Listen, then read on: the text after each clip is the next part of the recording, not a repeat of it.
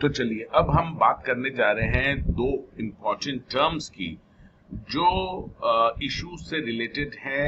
एक है draft letter of offer और दूसरा है ड्राफ्ट ऑफर डॉक्यूमेंट।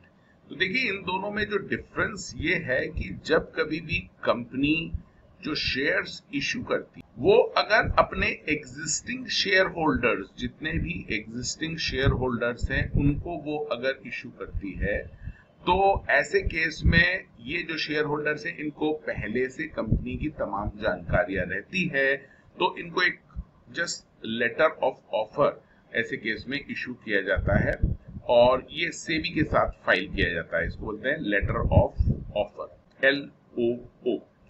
और अगर कंपनी अगर ये सिक्योरिटीज इशू कर रही है जनरल पब्लिक को अगर इशू करती है तो उसको तमाम जानकारी अपनी कंपनी के बारे में वो पूरी देनी रहती है, मैनेजमेंट के बारे में देनी रहती है, उनके फ्यूचर प्रोस्पेक्ट्स के बारे में देनी रहती है। यानी कि जो लेटर ऑफ ऑफर है उससे भी ज्यादा से ज्यादा इंफॉर्मेशन आपको ऑफर डॉक्यूमेंट में देनी रहती है, जिसकी कहते हैं। तो ये जो ऑफर डॉक्यूमेंट है ये फाइल होता है अगर कंपनी जो शेयर्स है वो ऑफर कर रही है पब्लिक को। पब्लिक इशू के केस में ऑफर डॉक्यूमेंट कहलाता है।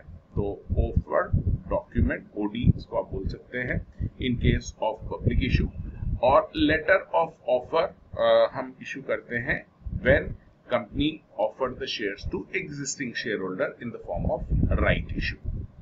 So if you are trading in the stock market and if you want to know more about stock market and various terms and the procedures, then you can subscribe this channel where I will be uploading content on daily basis.